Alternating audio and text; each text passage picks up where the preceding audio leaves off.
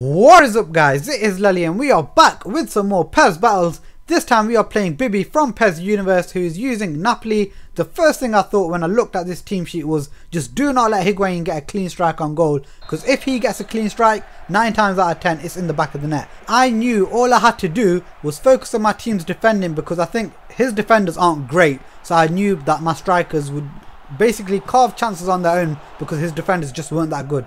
So straight away you saw Pjanic miss an open. I don't know how he didn't manage to hit the target, because it wasn't like he was under that much pressure. But the one problem I knew Bibby had by using Napoli and using the formation, the playstyle he did, I knew that Higuain was going to be a huge problem for him, because yes, he's got good movement and decent speed off the ball, but the moment he touches that ball and tries dribbling, he's about as useful as that tree in my front garden, and he was always going to get caught up, and that was his biggest problem, that he didn't have a real outlet. So for the pretty much the whole match the guy was really struggling, unless it was a slow build up, but then by then, you know, it's not exactly the hardest thing to do when you're defending against someone who's got a really slow build up. I kind of have that same problem, the fact that Dzeko isn't the most mobile striker, but the system I'm playing, I think it's not as damaging for me, the fact that Salah's so close to him and Perotti on the other side is also close to him, so he always has a passing option. But here he was so close. I felt like I should have won the ball there, but the way that Hamsik actually cut in there and then skipped around the other defender, it almost deserved a goal, and that could have been a whole, you know, game changer when you see how this game finishes.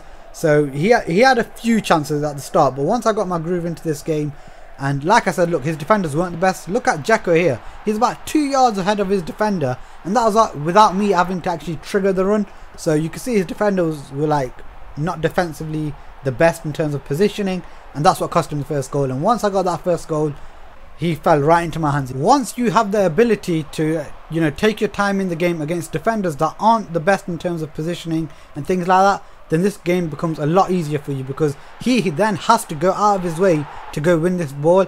Otherwise you'll just carve open chances, and you can see I picked up a bit of confidence there. Lovely little fake from Dzeko and a brilliant finish. Some of my finishing in this match was just, I couldn't believe it myself. I got a bit of luck as well, and Dzeko deserved that little celebration in this video here after scoring a little peach of a goal like that. This moment here is probably one of my proudest moments with Dzeko in this match anyway, because it just felt typical Dzeko. Gets into space deep, then lays it off, gets forward, lays it off again to a teammate, and this is what I mean. I did not genuinely expect him to find the corner of the net with that much power. I thought that I might get a bit of a lucky corner or a rebound. It was only Perotti, I didn't think he had the best finishing. So yeah, I was, you know, buzzing at this stage. I was 3-0 up, felt the game was won. It pretty much was won when you look at the half-time stats. The fact that, you know, I felt like Higuain was never really too much of a threat, especially after he missed his chance with Hamsik, and the way the game was just playing, I felt way too confident to actually throw the game away from here. So seeing that I pretty much got this match wrapped up, let's move on to the next big task, which will be PESBATTLE and my beloved Liverpool.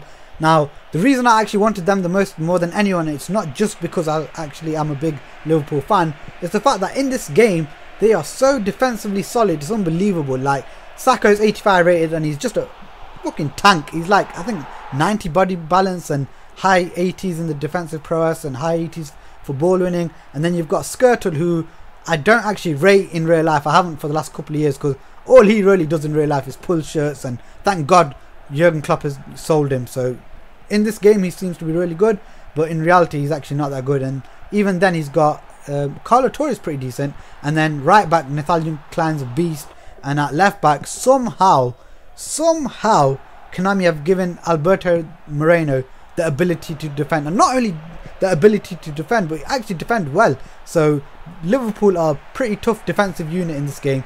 Going forward they're not the strongest, but if you play it right with them, then you know you can easily, not easily win, but you can win. You can get a goal, 1 or 2 goal lead, and pretty much sit back on it with Liverpool. I know, well, with against a team like Roma you can. Obviously if I was, you know, Barcelona or Real Madrid, something like that, then obviously it wouldn't be so easy for them. But against an equally matched team, they are defensively sound as fuck, mate. So yeah, it's going to be a tough game against that. But we are coming to the end of this match, guys, so I hope you guys did enjoy this match. If you did like this match, remember to give it a thumbs up. If you want to see more and you don't want to miss the PES battles, or you want to see more PES 17 action when it comes out, then make sure you're subscribed, and catch you guys later.